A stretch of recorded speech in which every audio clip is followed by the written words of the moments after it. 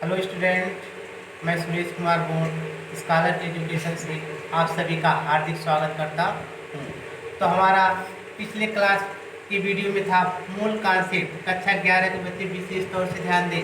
मोल मोल किसे कहते हैं? किसी पदार्थ की वह मात्रा जिससे कार्बन 12 के समस्थानिक के ठीक 12 ग्राम उपस्थित परमाणुओं की संख्या जितने अणु या आयतन उपस्थित होते हैं उसे हम एक मोल कहते हैं।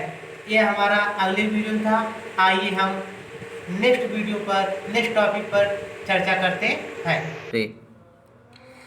हाँ, तो हमारा हेडिंग है ग्राम अणु आयतन। ग्राम अणु आयतन की हम परिभाषा दे रहे हैं। एसटीपी पर प्रत्येक गैस के एक मोल अर्थात 1 ग्राम अणु की हम बात कर रहे हैं। तो 1 मोल का आयतन 22.4 लीटर होता है। यदि आपके प्रश्न में आयतन का मान नहीं दिया होता है तो उस स्थान पर हम कितना यूज करते हैं? 22.4 लीटर यूज करते हैं। इस आयतन को गैस का ग्राम अणु आयतन कहते हैं। तो अब हम आपको इस टॉपिक से रिलेटेड सवाल बताने वाले हैं। जैसा कि आप देख रहे हैं, हमने प्रश्न लिखा है हाइड्रोजन के एक परमाणु के भार की गणना कीजिए। तो इसकी भार की गणना हम कैसे करें? चूँकि आपको पता होना चाहिए कि 6.023 × 10⁻23 को हम अवोगाद्रो संख्या बोलते हैं। इसलिए 6.023 × 10⁻23 H परमाणु बराबर 1 ग्राम होता है। तो हमें एक हाइड्रोजन परमाणु का भार निकालना है।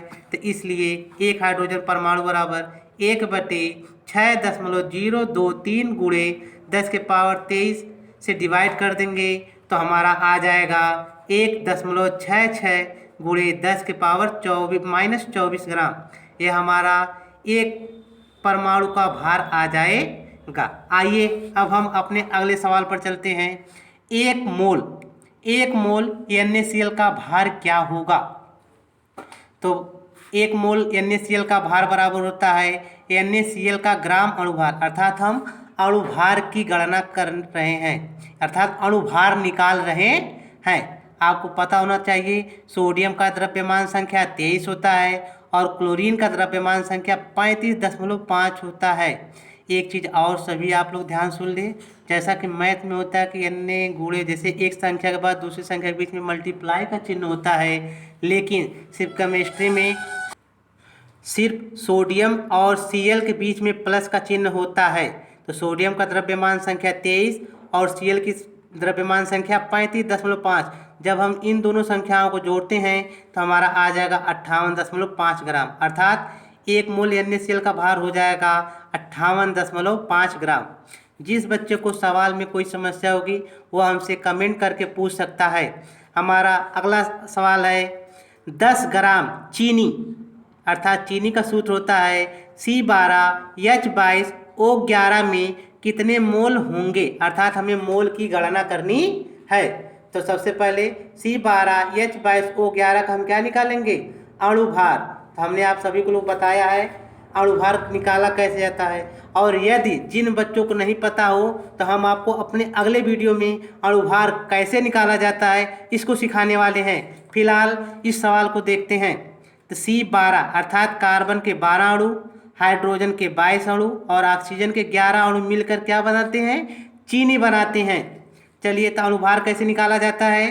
तो जो अणु होता है उस अणु को हम पहले लिखते हैं, उसके बाद C अर्थात मल्टीप्लाई के चिन्ह लगाने के बाद कार्बन की द्रव्यमान संख्या कितनी होती है? 12, एक संख्या हो गया। उसके बाद हमने क्या लगा दिया? प्लस। जैसा कि हमने आपको ऊपर बताया था कि Na+Cl को जोड़ेंगे तो बन जाएगा हमारा NaCl। ठीक उसी प्रकार से हम जितनी संख्याएं आएंगी उनका अणुभार निकालने के लिए हमें C+H+O इस तरह करके गणना करनी होती है। तो कार्बन 12 तक की बात हो गई। उसके बाद प्लस H के कितने अणु हैं? अणु 22। हम 22 को पहले लिखेंगे, फिर मल्टीप्लाई का चिन्ह लगाएंगे और H का द्रव्यमान संख्या कितना होता है? 1, 2 हो गया। अब तीसरी संख्या आपका O कितने अणु हैं? 11 और इसका द्रव्यमान कितना होता है? 16। तो 11 × 16, 12 बरेंगे 144, 22 का नम 22, 11 6 16 176। इन तीनों को जोड़ देंगे तो हमारा आ जाएगा 342। अर्थात 10 ग्राम चीनी में 342 मोल होंगे। मोल संख्या बराबर होता है ग्राम में भार बटे अणुभार, अर्थात हम निकालते हैं मोल बराबर होता है भार बटे अणुभार की सहायता से हम मोल की संख्या को ज्ञात कर लेते हैं। जैसा कि आपको पता कि ग्राम में भार, अर्थात यह प्रश्न में दिया गया कितना 10 दिया गया है और अणुभार अभी हमने निकाला कितना 342। जब 342 में हम ग्राम में भाग दे देंगे तो हमारा आ जाएगा 0.0292 मोल। तो ये हमारा सवाल कंप्लीट हुआ। आइए अब हम नेक्स्ट सवाल पर चलते हैं। 4.6 ग्राम Na अर्थात सोडियम में कितने परमाणु तथा ग्राम परमाणु हैं? Question mark.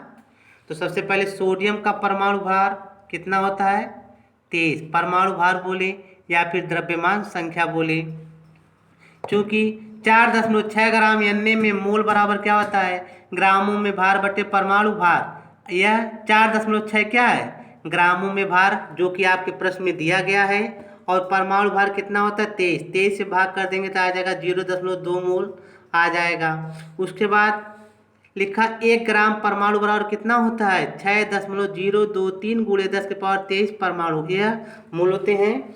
और हमें ज्ञात करना कितने का 0.2 मोल का ग्राम परमाणु निकालना है। तो हम क्या करेंगे 6.023 में 0.2 का मल्टीप्लाई कर देंगे तो आ जाएगा 1.2046 गुणे 10 की पावर 23 परमाणु।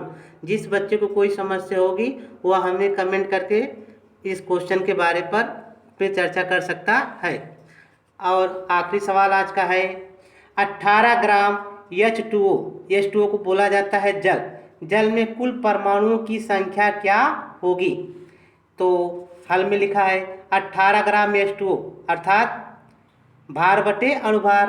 18 आपका प्रश्न में दिया गया ग्राम और अणुभार भी होगा कितना 18। 18 में 18 से भाग कर देंगे तो कितना आ जाएगा 1 मोल। 18 का नाम 18। 1 मोल H2O बराबर क्या होगा 2 मोल परमाणु H मिस होता हाइड्रोजन का मोल है और प्लस 1 मोल परमाणु ऑक्सीजन। यह बच्चों O लिखा है, कोई इसे जीरो मत समझेगा। 2 मोल और 1 मोल अर्थात 2 मोल हाइड्रोजन का और 1 मोल ऑक्सीजन का, दोनों को मिला देंगे तो हमारा बन जाएगा 3 मोल परमाणु। अब हमें क्या करना है 3 मोल परमाणु 1 मोल बराबर कितना होता है 6.023 गुणे 10 की पावर 23। 3 में हम इससे क्या करेंगे मल्टीप्लाई कर देंगे तो हमारा आ जाएगा 18.069 गुणे 10 के पावर 23 परमाणु। हाँ साथियों, जिन बच्चों को सवाल समझने में कोई समस्या होगी तो वह हमसे कमेंट करके ज़रूर पूछेंगे और हम उन्हें अधिक से अधिक समझाने का प्रयास करेंगे। और हम जिन बच्चों को अणुभार निकालने अभी तक नहीं आया है तो हम अपने नेक्स्ट वीडियो में आप सभी को सबसे पहले अणुभार कैसे निकाला जाता है, इसकी गणना किस प्रकार की जाती है, तो उस पर चर्चा करेंगे। और यदि हमारा वीडियो अच्छा लगे तो लाइक करें, कमेंट, शेयर और सब्सक्राइब करना ना भूलें और उसके साथ ही बेल आइकन को दबाना ना भूलें। धन्यवाद।